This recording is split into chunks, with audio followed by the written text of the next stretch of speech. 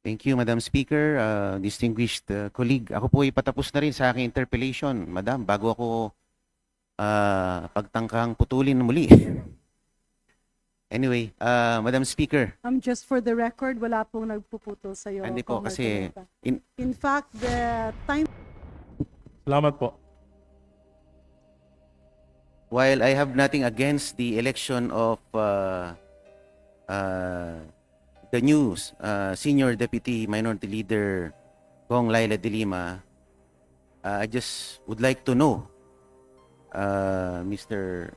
Distinguished colleague, kung ano po ang role ng minority dito sa House. Di po ba tayo ay mga fiscalizers dito sa Kongreso, Ginoong Speaker, distinguished colleague? We should provide responsible check and balance. At pinapatunayan ko po sa inyo at sinusumpa ko sa inyo na sa aking ilang panahon sa minorya ay pinilit ko po na maging fair, ngunit maging totoo sa aking mga sinasabi. Batay na rin sa aking karanasan bilang panlima ko na pong termino dito sa Kongreso. And I've been serving the government for the last 50 years. Opo, and being tasked to provide checks and balances dito sa Kongreso, tayo po ba nabigyan ng panuntunan na kung hanggang saan lang ang pwede nating usisain o tuligsain insofar as the policies of the government are concerned, Mr. Speaker, distinguished colleague? Wala naman po, wag lang po tayong lalabag sa decorum at kung kakayanin po natin na dapat ipagtanggol na yung mga sinasabi natin ay tama at hindi kasinungalingan.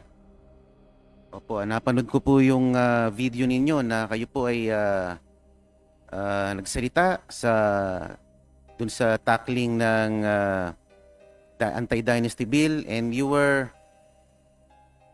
prevented to finish your statements. Nakita ko po there was an attempt to halt your manifestation, Mr. Speaker, distinguished colleague. Mr. Speaker, hindi po na-prevent ako. Ako po'y nakapagsalita ng maayos. Medyo passionate nga lang po yung aking pagsasalita sapagkat yung anti-political dynasty bill po ay 4 na dekada ko nang ipinaglalaban. Salamat po. Opo, at base sa inyong sinabi, imbis na maisulong ang anti-dynasty bill, parang naging an act institutionalizing political dynasties ang nangyari. Sa inyo pong pakiwari, ganun po ang nangyari. Yun po ang aking opinion. At ako I share the views of the distinguished colleague na parang tayo po ay pinipigilang magsalita dito. At yun din po ang karanasan ng aking ama nung siya po ay tinanggalan ng 5 memberships sa komite dahil siya po ay nagsalita. At ito ay laban sa kumpas ng House leadership nung panahon na yun. At tila nararamdaman ko rin pag ako po ay pinuputol pa nagsasalita dito sa plenaryo, maging sa mga komite. At I share the same sentiment being expressed by the honorable colleague. Tinatangka po na ako po ay pigilan, Mr. Speaker, pero hindi po ako nagpapapigil. Yun po ang masama sa akin. Salamat po.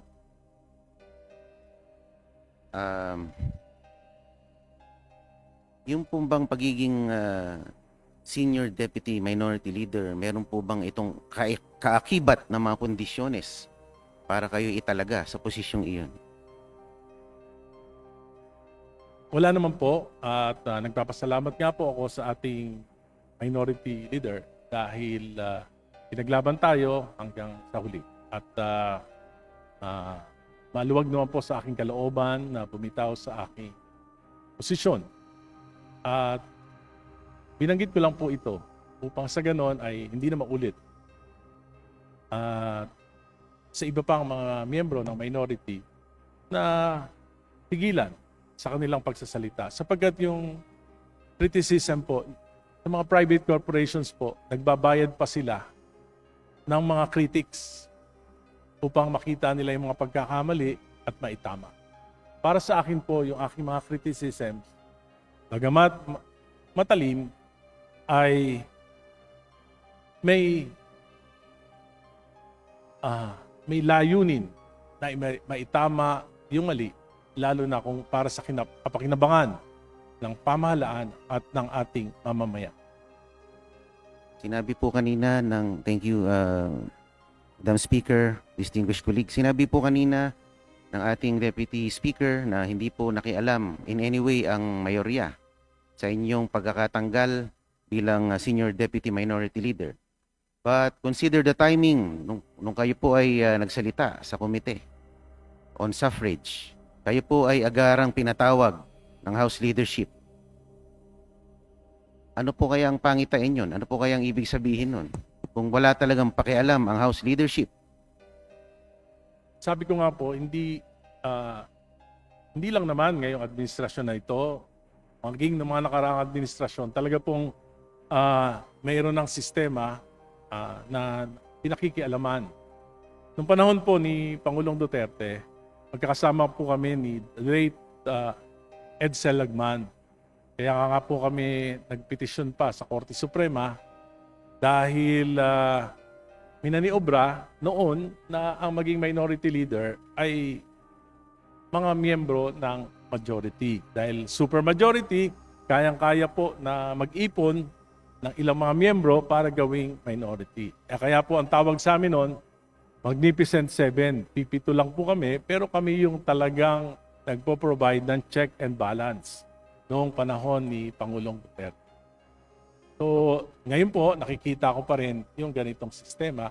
At sana po, sa pamagitan ng pagsasalita ko, ay mabigyan talaga ng dignidad ang mga minorya na talagang maipahayag yung kanilang mga damdamin at saloobin ng walang inaalala na matatanggalan ng mga posisyon, matatanggalan ng mga komite, matatanggalan ng mga benepisyo para po sa para po ma-preserve yung integridad ng ating House of Representatives. Thank you, Madam Speaker. Distinguished colleague, ako po ay patapos na rin sa aking interpellation, Madam, bago ako pagtangkang putulin muli. Anyway, Madam Speaker, Just for the record, wala pong nagpuputol sa iyo. hindi po kasi In fact, the time that was given was only 10 minutes. We have now extended it to 31 minutes and 35 seconds. Please proceed. yes, ma'am, Madam Speaker.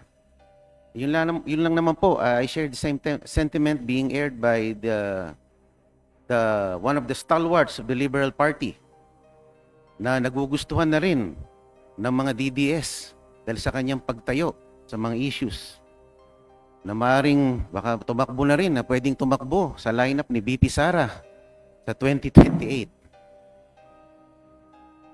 Hindi po ako tatakbong senador, baka madagdagan pa po yung kulang ang kaalaman sa Senado.